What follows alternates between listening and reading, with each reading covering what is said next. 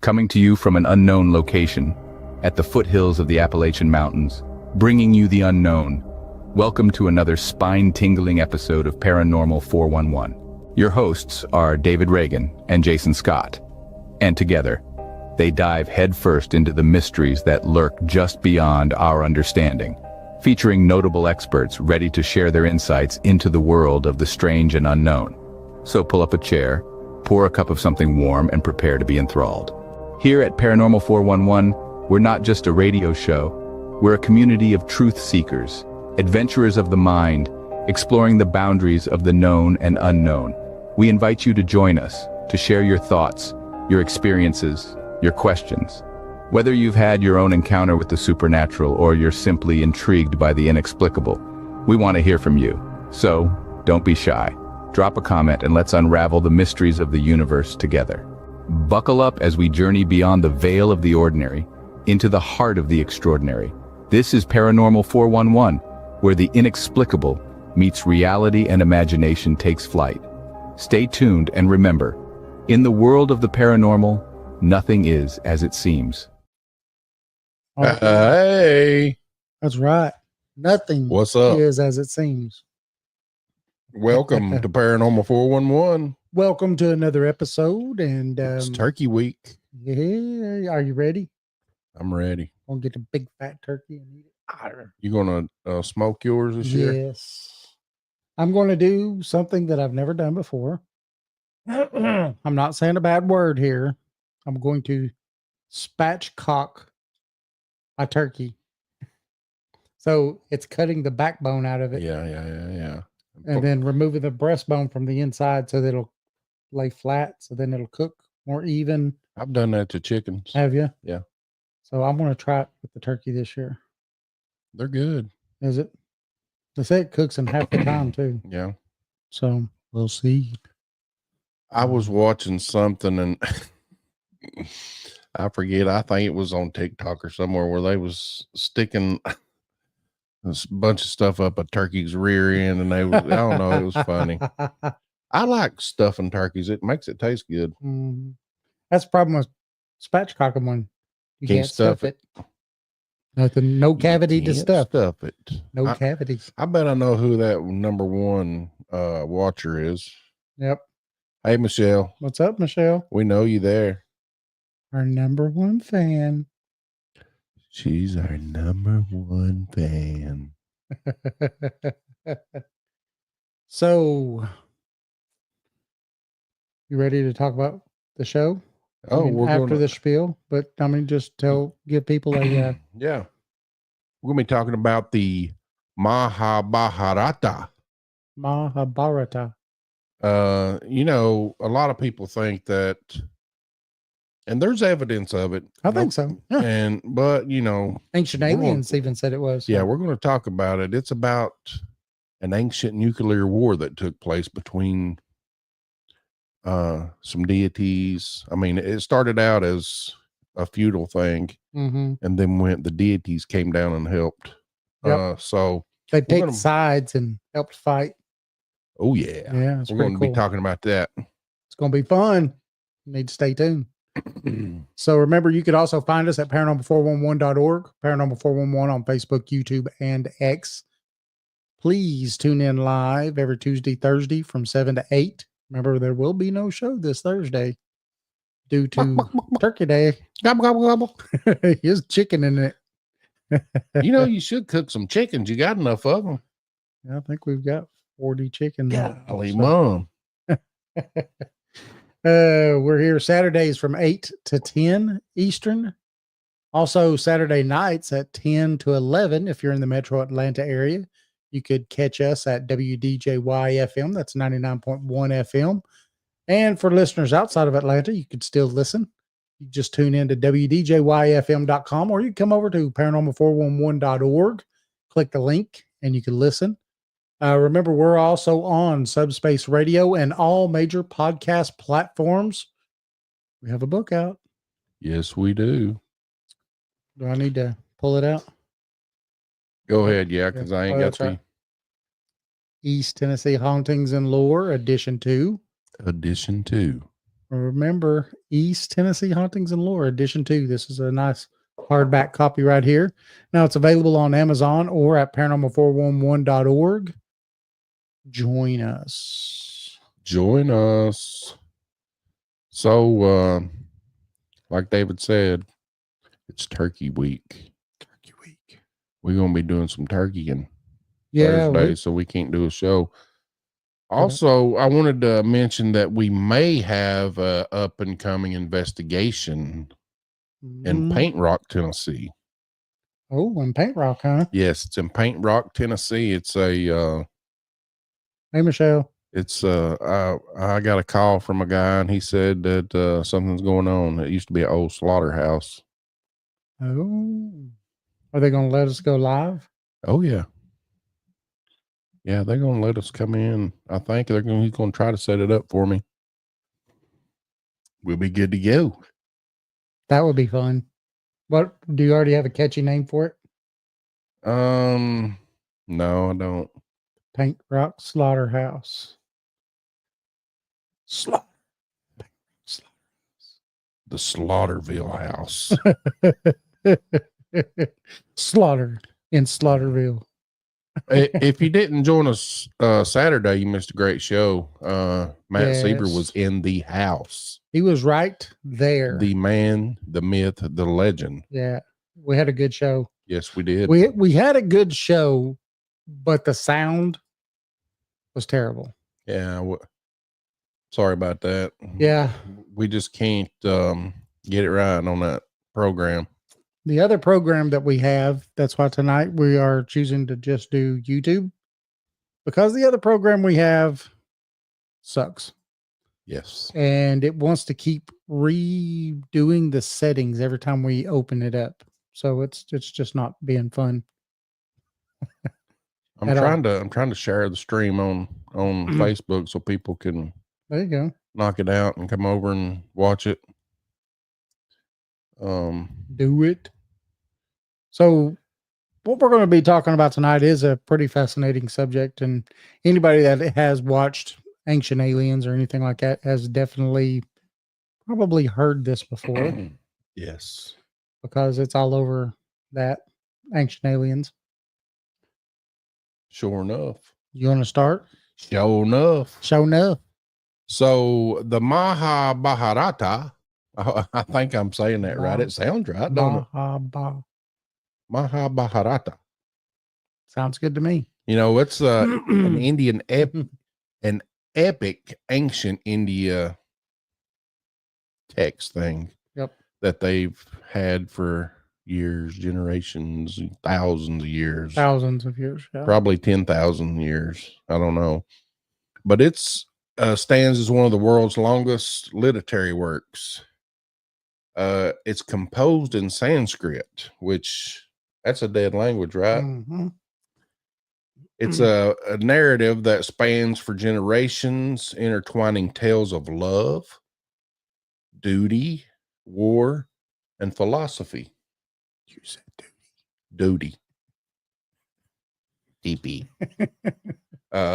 It's an enduring legacy. Its enduring legacy has captivated readers for centuries, millennial, whatever you want to say. It's shaping cultures and inspiring countless works of art and literature. Yeah. So I'm gonna start with the lineage. Sorry. The divine lineage. Yes. At the heart of the epic lies the Kuru dynasty. It's a royal lineage. I want to say lineage, same thing. Descended from the ancient sage Bhishma. And the story unfolds through the lives of two branches of this family, the Pandavas and the Kauravas. The Pandavas were virtuous and righteous heroes, and they are 5 sons of Pandu, while the Kauravas, led by the ambitious Duryodhana, these are Indian names, are the 100 sons of Dhritarashtra, Pandu's blind brother. Oh, jeez. I'm having fun. I can sit over here and just listen to you do this. We should have changed the names to Ted, Bob, and Bill. It would have worked better. So you can tell them about what the conflict and stuff was. So now the central conflict of the Mahabharata arises from a dispute over the rightful heir to the throne of Hastinapura. Now the Kauravas, fueled by envy and greed, conspired to deprive the Pandavas of their rightful inheritance. Now this led to a series of events, including exile, deceit, and ultimately a devastating war. Yeah. And that's kind of where we're going to be going to with this. You got to have a little background first, right? Yeah. That's just the background of the families involved. Yes. And so now the battle of Kurukshetra, man, I'm Kurukshetra. there you go. Thank you. The climatic event of the Mahabharata is a cataclysmic clash. Now, this transcends a mere mortal conflict. This is more of a cosmic battle between the forces of righteousness and unrighteousness. It is a struggle that reverberates through the divine and the human realms. Now, at the heart of this colossal war were the Pandavas, who are the embodiment of virtue and righteousness. Now, the Kauravas, the epitome of vice and greed. Now, they were led by noble. Jason, do you want to? Yuhishithra. Thank you. The Pandavas are joined by their powerful allies, including the mighty warrior Arjuna and the divine archer Karna, and the enigmatic figure of Krishna, an incarnation of Vishnu. You know who Vishnu is? And Krishna. Yep. So these are real people. These were real people. Yep. Back in this time. Yes. Yeah. Yep. Opposing them are the Kauravas, led by the treacherous Duryodhana, a man consumed by ambition and a thirst of power. Mm-hmm. So these are two essential families, or maybe of villages, whatever you want to call it, that's clashing. Right, for the throne. Yeah, for the throne. Right. And then they also have the gods in the heavens that are also taking sides and fighting this battle also. Yes. So as the armies assembled on the vast plains of Kurukshetra, the tension is very real. Yes. The air was thick with an anticipation, and the ground trembled with the weight of impending doom. The battlefield becomes a stage for a cosmic drama, where gods and demons, humans and celestials converge to witness the ultimate showdown. Could this be talking like Armageddon, maybe? I mean, Could it? If you look at what happened at the end, it would be pretty dang close. I mean, all these these stories in the Bible are often in pre-civilizations. Yep. I mean, they're just being retold. Yep. In different ways, just given new names and stuff. Yeah. It's weird. So the war is marked by a series of epic duels, each more inspiring than the last. Arjuna, the greatest archer of his time, faces off against his former guru, Drona, and his estranged brother, Karna. The battlefield echoes with the thunder of divine weapons as celestial beings descend to aid their chosen sides. That'd be awesome to watch. Could you imagine? Yeah. Would it be like people coming down like what we depict as angels and things like that, these divine beings, or would it be the divine beings that they kind of talk about a lot where they're flying around in vimanas and Yeah. these flying craft, so would it be more like UFOs Well, taking sides on which side that they wanted to win? the epic says cosmic, so it would be space, something from space, Right. the cosmic deities. Yeah. And they thought they were deities. Why? Because they had better technology. So they seemed to be gods. Mm-hmm. This is the go old, Yeah, anybody with the nuclear blast is probably would be a god back then. Boom, there it is. It just went. No, this is what you hear when that goes off. It's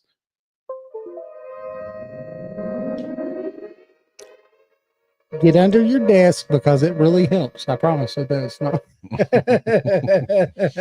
Nowhere to go, nowhere to hide. That's right. You might as well just go ahead and stand outside and watch the flash. So Krishna, the divine charioteer of Arjuna, plays a very pivotal role in this war. He guides Arjuna through the moral dilemmas of battle, delivering the profound wisdom of the Bhagavad Gita through his teachings. Krishna reveals the true nature of duty, the illusion of material existence, and the path to spiritual liberation. Right. So as the war reaches this climax that it's coming to, the battlefield becomes a scene of unparalleled devastation. The earth is scorched, the heavens are darkened, and the very fabric of reality seems to start unraveling. Yet, amidst the chaos and destruction, the eternal truths of Dharma prevail. The Pandavas emerge victorious, and the cycle of cosmic justice is restored. So the battle is more than just a historical event. It is a timeless allegory that explains the eternal struggle between good and evil. It is a reminder that even in the darkest of times, the light of righteousness can triumph over the forces of darkness. Yeah. Have you ever seen a battle where evil wins in your lifetime? Oh, well, I mean, I'm sure there are a ton of times that bad guys get away. Oh yeah. So in that effect, I think they do win. Ultimately, the bad guys in this case lost. Right. The gods came in, these deities with their cosmic weapons. WMDs, weapons of mass destruction. Yeah, and we're going to get into some of the evidence from that too. Yeah. And the description of the weapons. But I think that part of it for me is what's really fascinating, though, when you start taking this from the tale that it is, right? And then you start taking it apart and looking at it and saying, man, these people are describing nuclear weapons and the devastation that they bring in to not only the earth, but people and everything else. So how can that be? How can you make something like that up? I mean, that's where what gets me about this and a lot of other stories like this that people, it's hard to believe. Yeah. They just disregard it as a story, a myth. And I just don't understand how they can do that. When it's wrote down in history, but yet it's not a part of history. Right. Yeah. Well, it goes up into that where everybody says, "Oh, well, it's just them," like we just said, right? Just, oh, this is just good conquering evil. in a ancient sci-fi tale. Yeah, it's for your mind to get a hold of good versus evil. What's supposed to be good? The moral of you. Yes. I don't know, but I think it tells a great story about a war that happened. Mm-hmm. Well, what if people said the flood? How can they say the flood was real? It's just wrote down. Right. But you know, what's funny about that is that, again, the Noah flood was an earlier retelling of the Gilgamesh, of the Epic of Gilgamesh, or it's a later retelling of the Epic of Gilgamesh. But one thing that I do find that's amazing is that all around the world, even here in the Americas, there are Native Americans that talk about the flood. Mm-hmm. They all have a flood myth. Yeah. Every one of them do. So that's pretty amazing, I think. Yeah. I don't think that the whole world was literally destroyed with a flood, but I do think that there was a flood myth that was passed down somehow. Me too. Me too. So right now we're going to take a quick break. It's break time. Break time. We'll try to get an hour out of this show. Remember, we're talking about the Mahabharata and the ancient nuclear war that happened. That's where we're getting into next. All of this was just kind of talking about the Mahabharata. Where we're going from here is we're going to actually talk about an interpretation of this. And because we're going to go a little bit deeper into, like Jason said, describing the weapons, describing the devastation that these weapons caused, and all that. So, right, Jason? Oh, yeah. So we'll see you right after this quick break.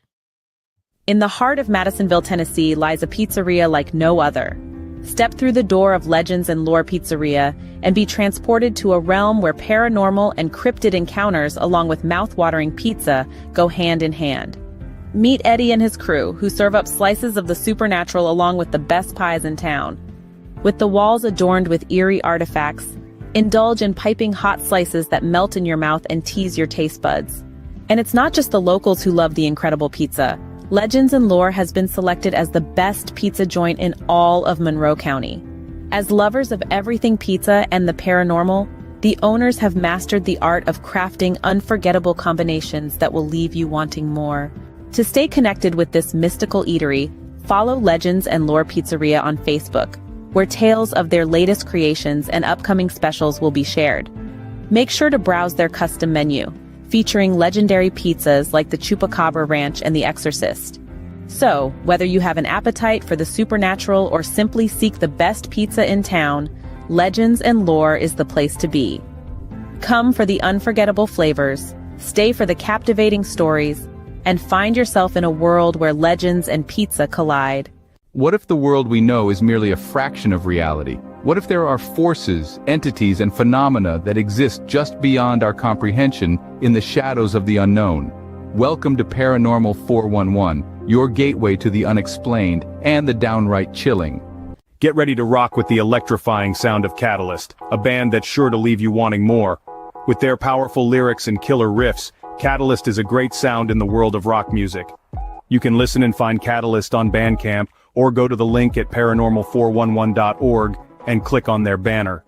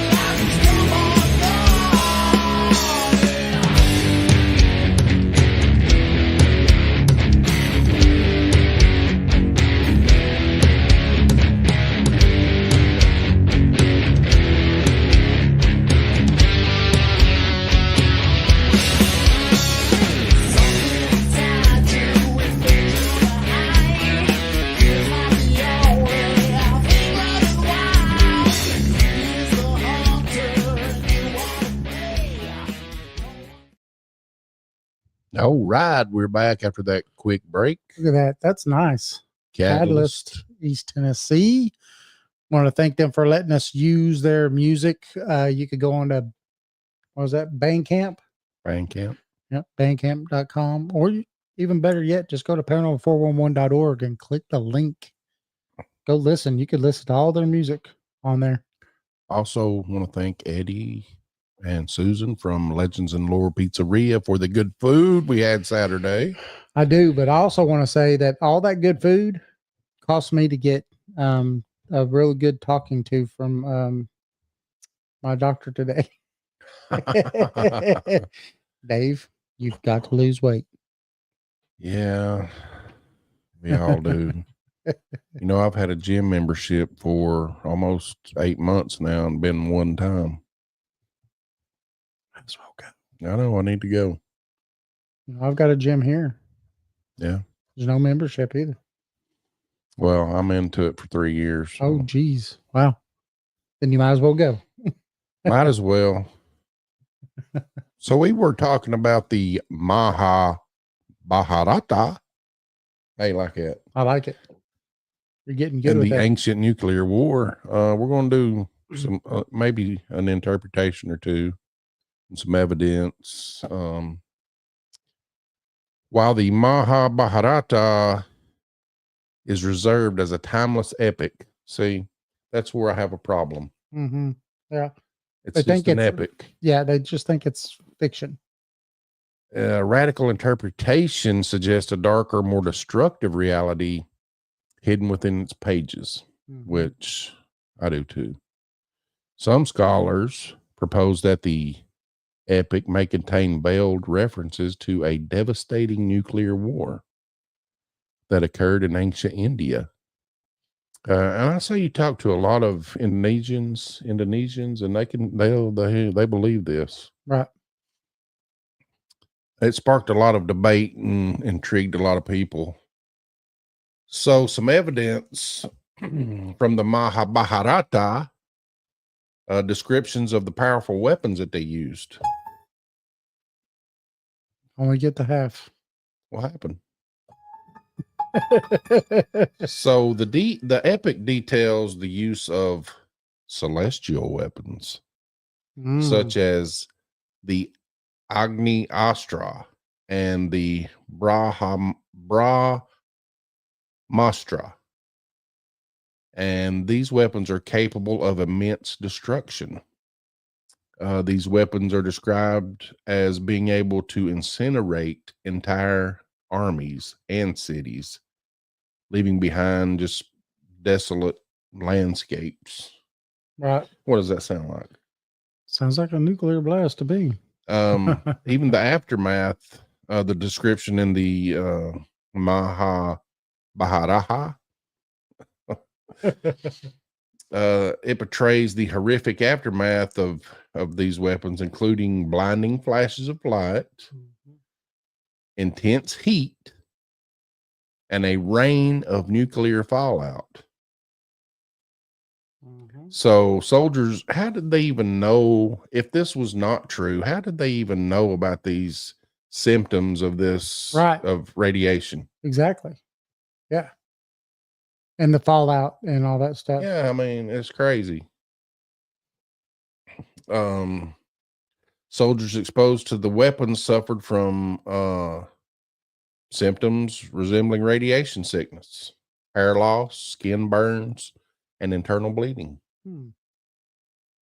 But yet it's just a story they made up. Story. Yeah. You know. Yeah. Because they weren't smart enough to have that. Now, Mohenjo-daro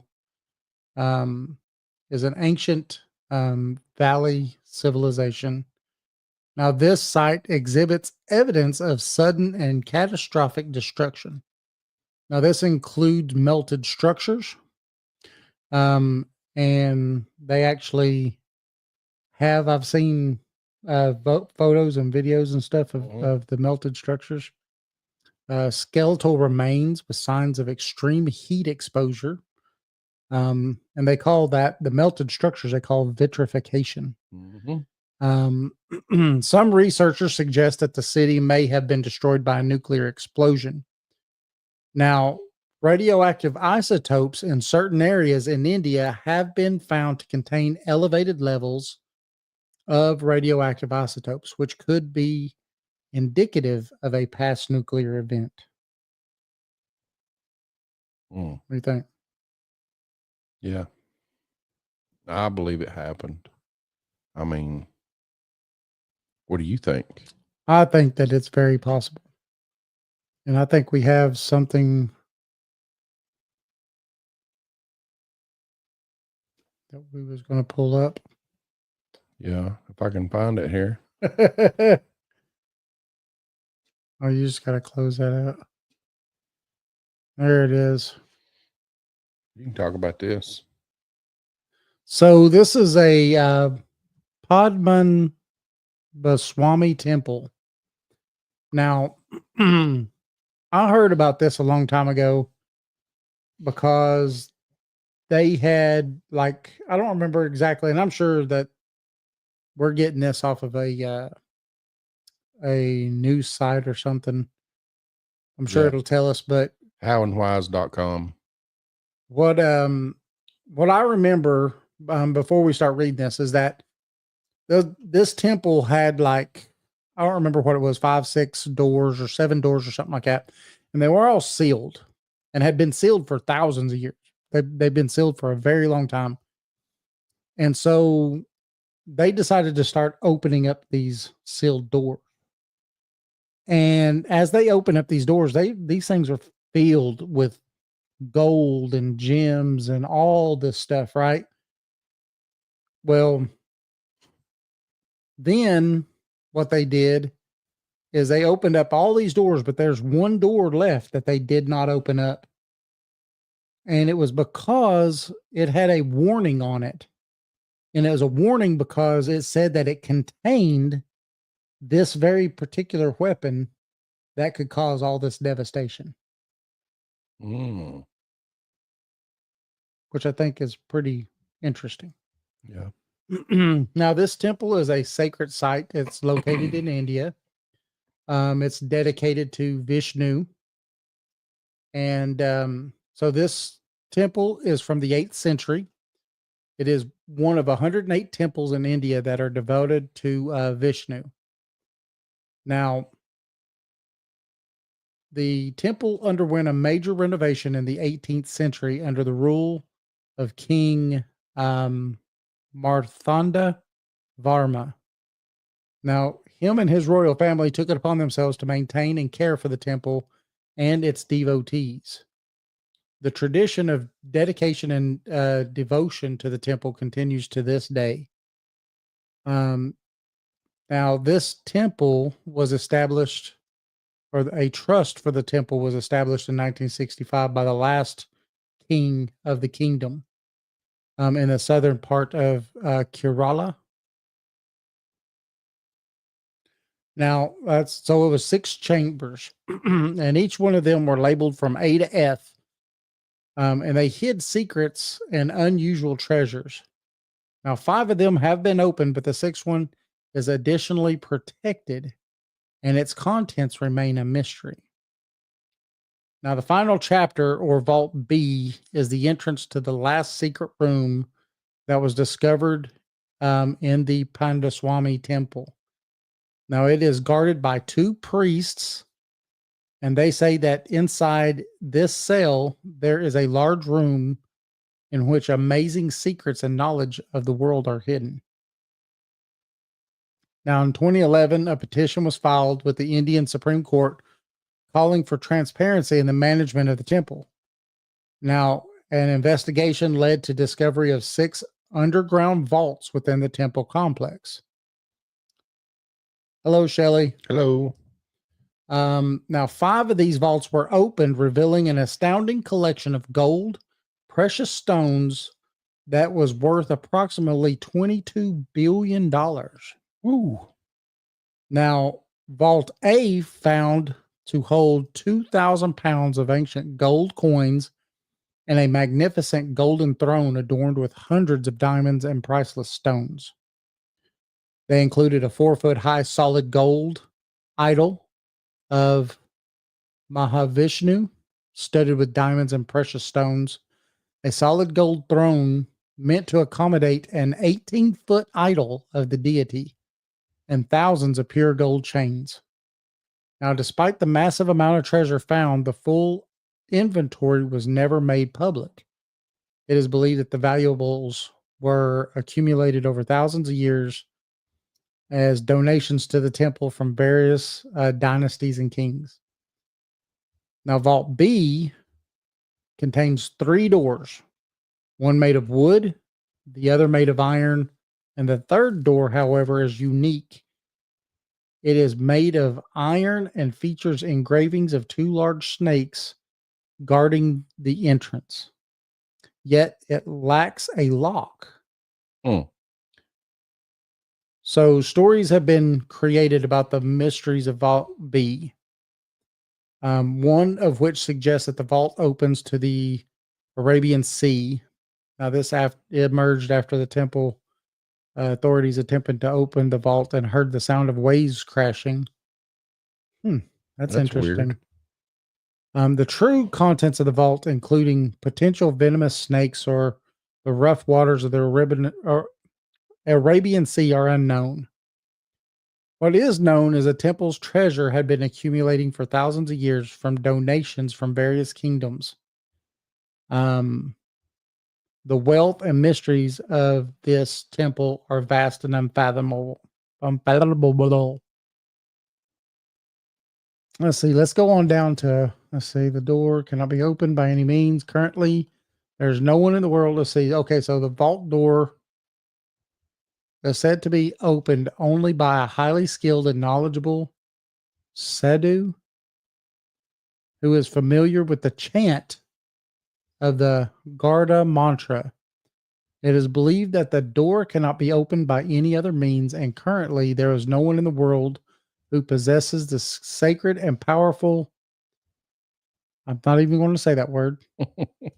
Chant, yeah. And the knowledge of the sacred Garuda mantra. So it's a mantra. So see, let's go on down. Blah, blah, blah, blah. Blah, blah, blah.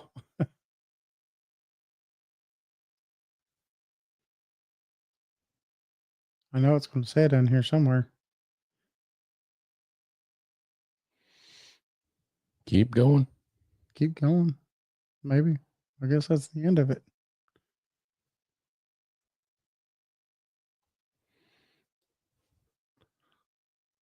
So you brought this up just to say that the secrets to what happened. I brought this up because for some reason we can't find it in here, even though they say it was in here. But the last door that they never opened up had the warnings, had the snakes and all that stuff. But they also said that the warnings and stuff on it was warning that what was contained inside that vault was these particular weapons, one of these particular weapons that we mentioned earlier during the talk about the Mahabharata. So I just out there opposed to arguing that the artifacts are God's ornaments and should not be removed from the temple. I don't know. It's in there somewhere, I'm sure, but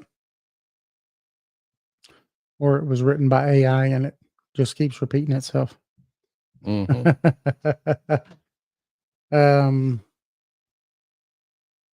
are we at? Scientific interpretations. Go ahead.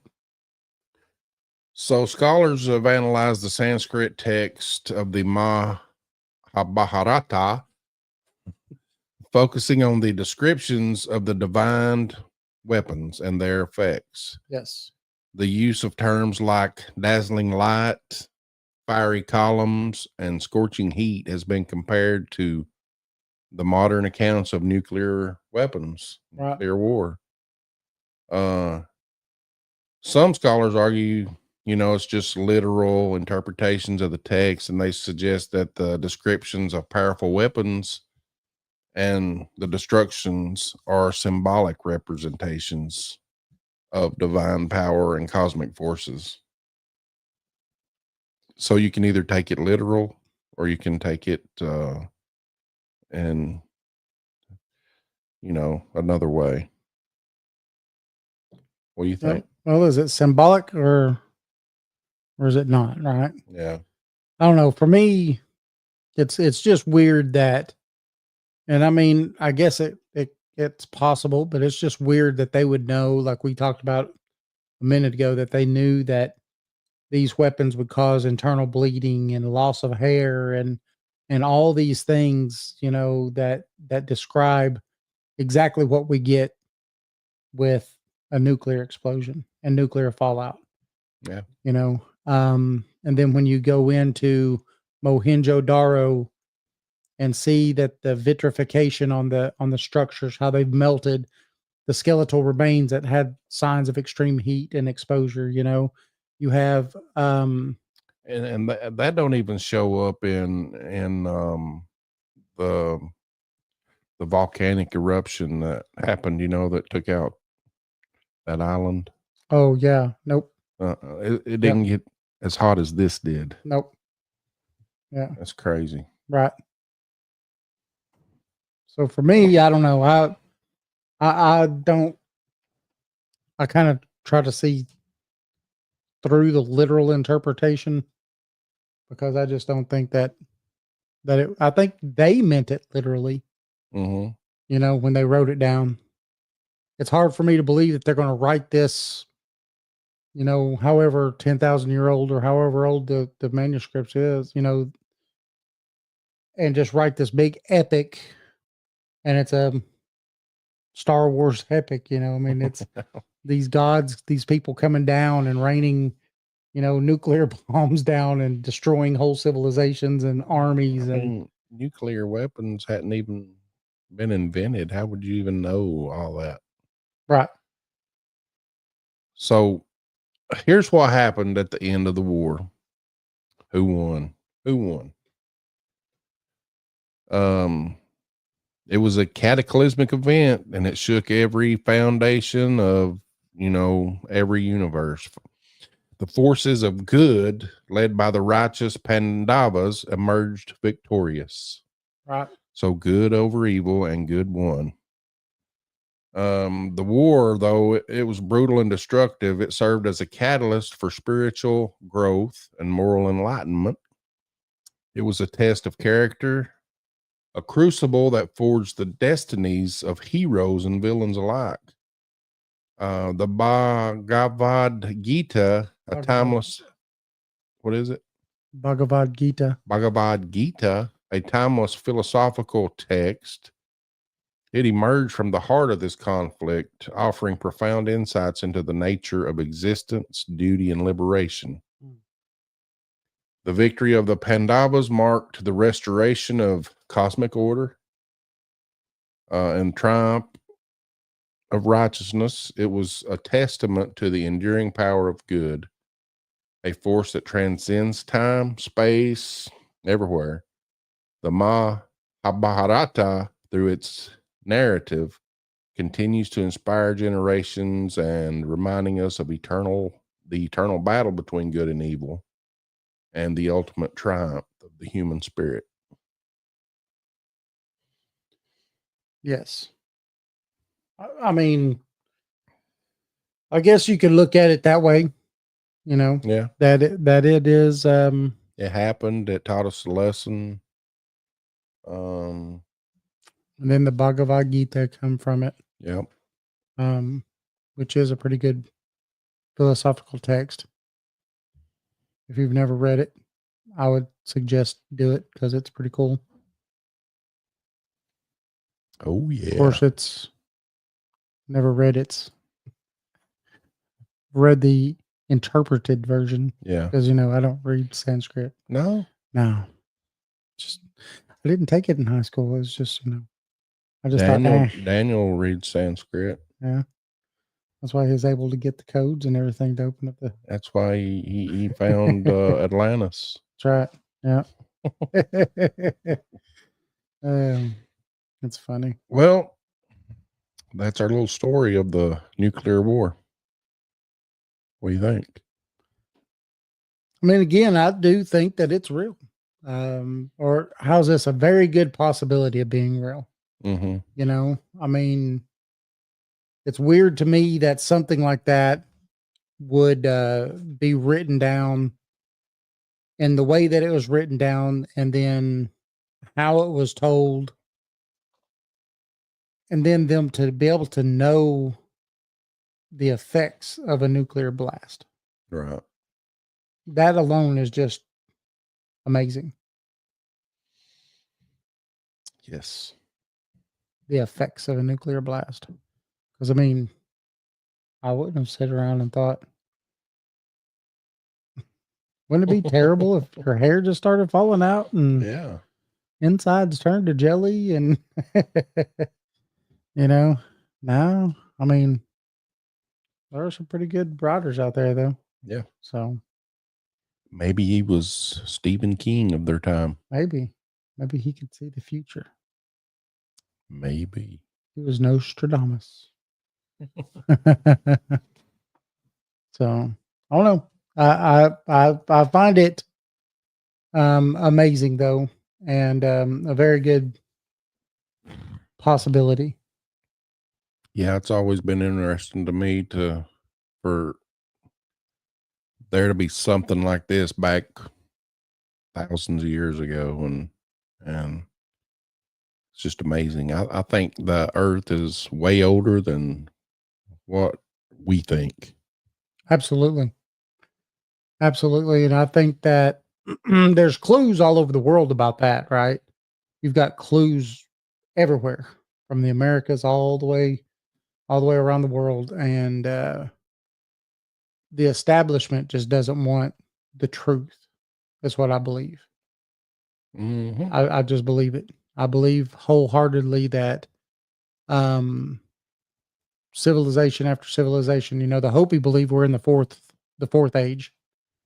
The Hopi do. And there's other civilizations out there now that are still alive that do believe the same, that believe we're in the fourth age. Well, how do these people that are not even connected to each other believe the same thing?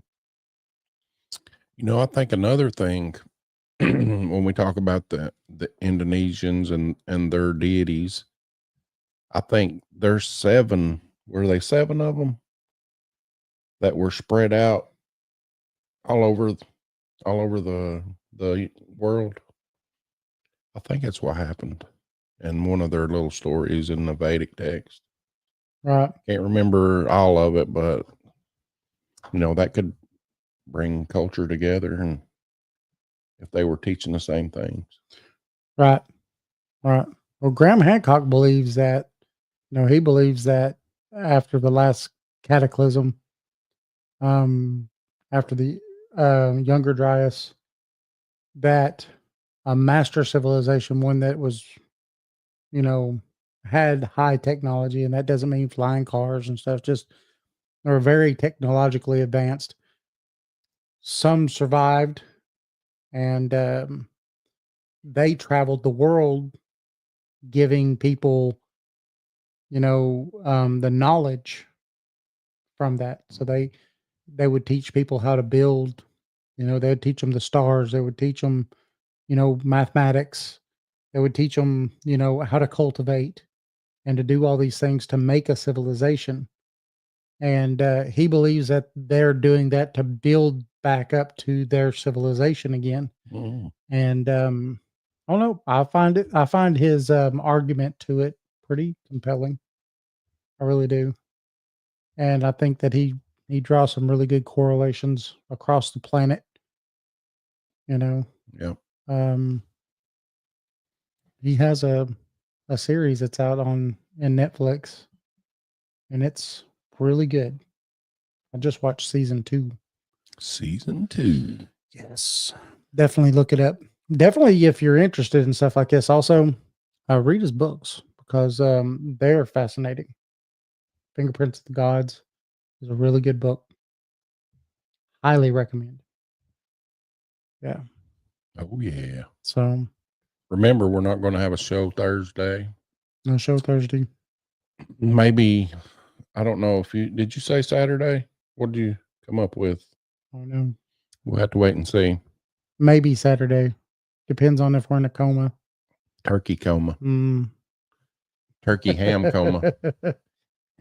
Can't take it anymore. I'm supposed to be losing weight, and it is that time of the year already where you eat and eat Gobble, gobble. and eat. And eat. And the next day, eat. That's right. Eat turkey sandwiches. Mm. That's the Oh, best. good cold turkey sandwich. Mm-hmm. One piece of white bread, some Yeah. mayo on both sides, and eat it. Oh, yeah. All right. I hope we're making you hungry. Tomorrow, you better start cooking. Hey, you're already late if you haven't taken your turkey out of the freezer. You're already late. Should have done that 2 days ago. It should have been in the refrigerator already. Yes. So I don't think you can find a turkey in a store that's not froze. right. That's why, if you're going to buy one, if you don't already have one, like my wife's already got like 2 or 3 in the freezer. We've got, I don't know how many in the freezer, been there since 2013. They're still good. I don't know. They're still good. Come on. It's been frozen. I went in there and looked Ask anybody. In the freezer today and was going to pull out some hamburgers. They looked a little brown, but Burgers? I don't know if that's bad or not. That's good. You'll know it. Happy Thanksgiving, Shelley. Yes. Happy Thanksgiving to all our listeners and, and our members. And we can't do it without you. No. And have fun. Enjoy all your time with your family and friends and eat. Because me and my wife have a saying that, this time during holidays and stuff, calories don't count. Holiday calories don't count. So it's like every time we'd go on a cruise, right? Cruise calories don't count. What do you have to have on Thanksgiving to make you happy? What food? Oh my God. I've got 2 foods that I really have to have on Thanksgiving. What's that? Potato salad and pecan pie. That's what I was about to say. Gotta have pecan pie. Yes. I'm a pecan pie guy. And my mother-in-law treats me right, I tell you. Does she? She makes it every year. Oh. Well, I'll be making potato salad, and I'm hoping my wife will make some pecan pie because she knows how much I like it. I'll be smoking the turkey. Deviled eggs. Michelle says deviled eggs. Yeah, deviled eggs. Yeah. Deviled eggs is a must too. Yeah. I don't get into gotta have a good turkey though. Not dry. I don't get into the cranberry sauce. Nope. Don't like it. I've never liked cranberry sauce. I never have. I don't know. I just never been a cranberry sauce. Michelle says turkey. Ever since I started smoking turkey, she's like wanting turkey all the time now. Yeah. It's more for me. I think she loves cranberry sauce. When you cut out that backbone and break it down, it's gonna be good. Yeah, I've never done a spatchcock. Shoot some get you one. You can go out Food City and get one of those kits with butter and garlic and stuff. It's got a needle. Puff them big old breasts and legs up, boy. I'm gonna have to. I told the wife after you did that last thing. Yeah, I need one of those because I don't have one. And they got them out there in the spice section, or not the spice section, but the sauce section. When we come back after the holidays, maybe we need to have pictures of our meals. Yeah, and post them on not YouTube but Facebook. What do you think? That sounds good. Yes, it does. Man, I'm not hungry, but I just got hungry. All right, everybody. We want to thank you for joining us and have a very happy Thanksgiving. Remember, you can find us at paranormal411.org, Paranormal 411 on Facebook, YouTube, and X. Remember, tune in live every Tuesday and Thursday from 7 to 8 p.m. Eastern Standard Time. Also on Saturdays from 8 to 10. Remember, also Saturday nights from 10 to 11. If you're in the metro Atlanta area, you could catch us at WDJY-FM. That's 99.1. For listeners outside of Atlanta, you go to WDJYFM.com or you go to paranormal411.org. Click the link on our website. We're also on Subspace Radio and all major podcast platforms. Remember the book, East Tennessee Hauntings and Lore, Edition 2. That is available on Amazon or at paranormal411.org. Join us. See you next time. See you next time.